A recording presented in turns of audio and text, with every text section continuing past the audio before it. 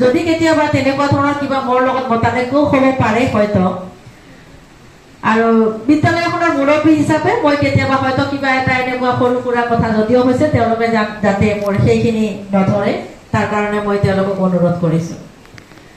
আৰু সহকৰ্মী হিচাপে মই তেওঁলোক দুয়োগৰাকীৰে পৰা যথেষ্ট সহায় পাইছিলো, সেইটো ক'ব লাগিব। কাৰণ বিদ্যালয় এখনত যেতিয়া জ্যেষ্ঠ কিছু শিক্ষক অধ্যক্ষ বা অধ্যক্ষাৰ লগত পৰামৰ্শ কৰি থাকে তেতিয়াহ'লে কিন্তু আচলতে বিদ্যালয়খন পৰিচালনা কৰাত অলপ সহায়ক হয়। আৰু মোৰ ক্ষেত্ৰত ব্যতিক্ৰম এটাই হৈছিল কি যে যিহেতুকে মই এইখন বিদ্যালয়ত আগতে চাকৰি কৰা নাছিলো, মই ডাইৰেক্ট ইয়াত আহি একেবাৰে মানে অধ্যক্ষ হিচাপে জইন কৰিলো।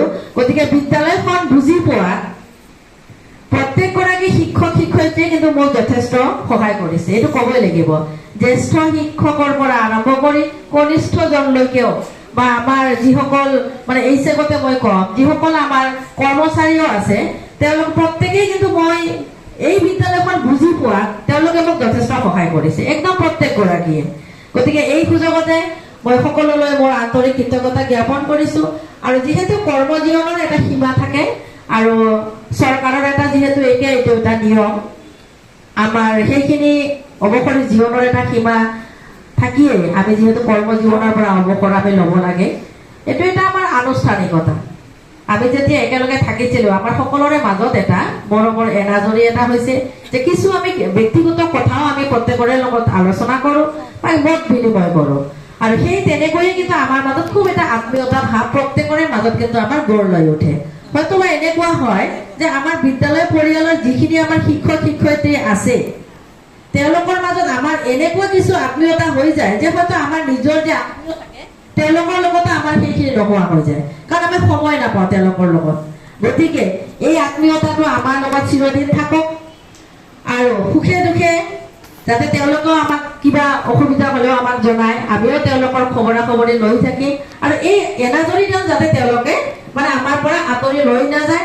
আমাৰ প্ৰত্যেকগৰাকী শিক্ষক শিক্ষয়িত্ৰীকে তেওঁলোকে ইমান দিনে যেনেকৈ পাই থাকিছিল তেওঁলোকে তেনেকৈয়ে পাই থাকিব। আৰু আমি হয়তো কেতিয়াও পাহৰিব নোৱাৰিম তেওঁলোকৰ আমাৰ বিদ্যালয়ৰ প্ৰতি বা ল'ৰা ছোৱালী ছাত্ৰ ছাত্ৰীৰ প্ৰতি তেওঁলোকৰ যি অৱদান আছে সেইবিলাক কিন্তু আমি কেতিয়াও পাহৰিব নোৱাৰিম। আৰু মই বেছি নকওঁ, সময়ো বহুত আছে।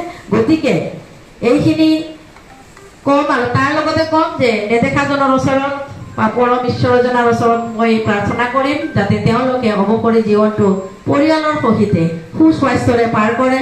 আৰু যাতে আমি মাজে মাজে কিবা বিদ্যালয়ত যদি অনুষ্ঠান হয় বা ঘৰতো যদি আমাৰ কিবা অনুষ্ঠান হয় আমি যদি তেওঁলোকক মাতো বা নিমন্ত্ৰণ কৰোঁ তেওঁলোকে যাতে আমাক আৰু না নকৰে, আমি যাতে তেওঁলোকক লগ পাওঁ তাকেই কামনা কৰিলো।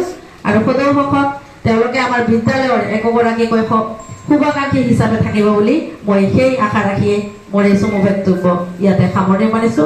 আৰু নিশ্চয় সভা সংগ এতিয়া কৰিব লাগিব। আৰু ল'ৰা ছোৱালীবিলাকৰ কাৰণে আচলতে চকলেট আছে, তোমালোকে চকলেট খাই যাবা। আৰু আমি এতিয়া সভা ভংগ হ'ল আমি তাতে যাম ক'ব